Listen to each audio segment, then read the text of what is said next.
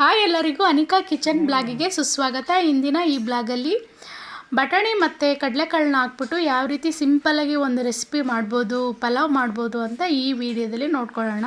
ನಾನು ಈ ಬ್ಲಾಗನ್ನು ಅಮ್ಮನ ಮನೇಲಿ ಮಾಡ್ತಾ ಇರೋದು. ನಮ್ಮ ಮಮ್ಮಿ ಒಂದು ಚಿಕ್ಕ ಜಾರನ್ನ ತೊಗೊಂಡಿದ್ದಾರೆ. ಅದರಲ್ಲಿ 4ರಿಂದ 7 ಪೀಸು ಚಕ್ಕೆ ತೊಗೊಂಡಿದ್ದಾರೆ, 8ರಿಂದ 10 ಲವಂಗ ಹಾಕ್ಕೊಳ್ತಾ ಇದ್ದಾರೆ, 4 ಪೀಸು ಏಲಕ್ಕಿ ಮತ್ತು ಚಿಕ್ಕದೊಂದು ಓಳು ತೆಂಗಿನಕಾಯಿ ಓಳುಗಳನ್ನ ಮಾಡ್ಕೊಂಡು ಹಾಕ್ಕೊತಾ ಇದ್ದಾರೆ ಚಿಕ್ಕದಾಗಿ ಹೆಚ್ಕೊಂಡು. ಅದ್ರ ಜೊತೆಗೇ 1 ಇಂಚು 2 ಇಂಚಷ್ಟು ಶುಂಠಿನ ಹಾಕ್ಕೋತಾ ಇದ್ದೀವಿ. ಇದನ್ನು ನಾವು ಚಿಕ್ಕದಾಗಿ ರುಬ್ಕೊಳ್ಳೋಣ. ತುಂಬ ನುಣ್ಣಗೆ ರುಬ್ಕೊಂಡ್ಮೇಲೆ ಅದ್ರ ಜೊತೆಗೇ ಬೆಳ್ಳುಳ್ಳಿನೂ ಹಾಕ್ಕೊಂಡು ಮಿಕ್ಸಿ ಮಾಡ್ಕೊಂಡಾದ್ಮೇಲೆ ಕೊತ್ತಂಬರಿ ಪೌಡರು ಮತ್ತು ಕೊತ್ತಂಬರಿ ಸೊಪ್ಪನ್ನು ಹಾಕ್ಕೊಂಡು ಅದ್ರ ಜೊತೆಗೇ ರುಬ್ಕೊಳ್ಳೋಣ. ಇದು ತುಂಬ ಚಿಕ್ಕದಾಗಿ ತುಂಬ ನುಣ್ಣಗೆ ರುಬ್ಕೊಂಡಾದ್ಮೇಲೆ ಅದನ್ನ ಸೈಡಿಗೆ ಇಟ್ಬಿಟ್ಟು ಮಮ್ಮಿ ಇವಾಗ ಒಗ್ಗರಣೆಗೆ ಒಂದು ದೊಡ್ಡದೊಂದು ಕುಕ್ಕರ್ ಇಟ್ಟಿದ್ದಾರೆ ನೋಡಿ. ಈ ಕುಕ್ಕರ್ ಒಳಗೆ ಎಣ್ಣೆ ಎಷ್ಟು ಬೇಕು ಒಗ್ಗರಣೆಗೆ ಎಷ್ಟು ಬೇಕೋ ಅಷ್ಟನ್ನ ಹಾಕ್ಕೊಳ್ತಾ ಇದ್ದಾರೆ. ಆ ಒಗ್ಗರಣೆಗೆ ಸಾಸಿವೆ ಮತ್ತು ಜೀರಿಗೆನೂ ಜೊತೆಗೆ ಹಾಕ್ಕೋತಾ ಇದ್ದಾರೆ.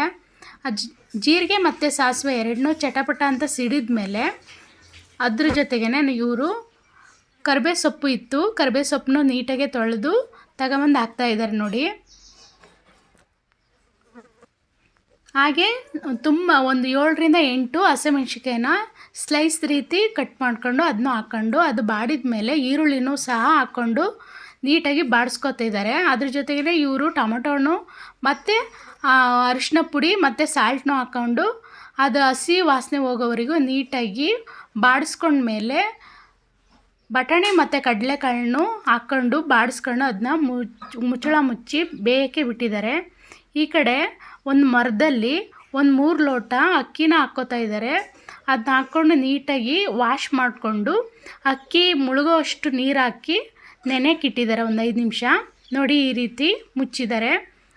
ಇವಾಗ ನೋಡಿ ಇದನ್ನ ಇದ್ರ ಜೊತೆಗೇ ಮಟನ್ ಮಸಾಲನೂ ಆ್ಯಡ್ ಮಾಡ್ಕೋತಾ ಇದ್ದಾರೆ ಮತ್ತು ರುಬ್ಬಿದ ಮಸಾಲನೂ ಆ್ಯಡ್ ಮಾಡಿಕೊಂಡು ನಾವು ಲೋಟದಲ್ಲಿ ನಾವು ಅಳತೆ ಮಾಡ್ಕೊಂಡಿದ್ದೀವಲ್ಲ ಆ ಲೋಟದಲ್ಲಿ 2ರಷ್ಟು ನೀರನ್ನ ಹಾಕ್ಕೊಂಡು ಉಪ್ಪನ್ನ ಹಾಕ್ಕೊಂಡು ಕುದಿಯೋದಕ್ಕೆ ಬಿಟ್ಟು ಈ ಥರ ಕುದ್ದಿ ಆದಮೇಲೆ ನೆನೆಸಿಟ್ಟಿದ್ರಲ್ಲ ಅಕ್ಕಿನ ಇದನ್ನ ಇದರೊಳಗೆ ಹಾಕ್ಬಿಟ್ಟು ನೀಟಾಗಿ ಕಲಿಸ್ಬಿಟ್ಟು ಉಪ್ಪು ಎಲ್ಲದು ನೋಡಿಕೊಂಡು ವಿಸಲ್ನ ಹಾಕಿದ್ದಾರೆ ನೋಡಿ. 2 ವಿಸಲ್ ಬರೋವರೆಗೂ ವೇಟ್ ಮಾಡಿದ್ಮೇಲೆ ನೋಡಿ ಈ ರೀತಿಯಾಗಿ ಪಲಾವ್ ಆಗಿದೆ.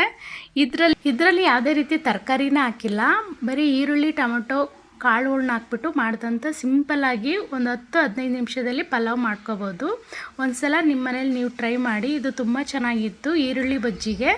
ಈ ಬ್ಲಾಗ್ ನಿಮಗೆ ಇಷ್ಟ ಆದರೆ ಲೈಕ್ ಮಾಡಿ, ಶೇರ್ ಮಾಡಿ, ಸಬ್ಸ್ಕ್ರೈಬ್ ಮಾಡಿ, ನಮಗೆ ಈ ರೀತಿ ಸಪೋರ್ಟ್ ಮಾಡಿ. Okay, thank you.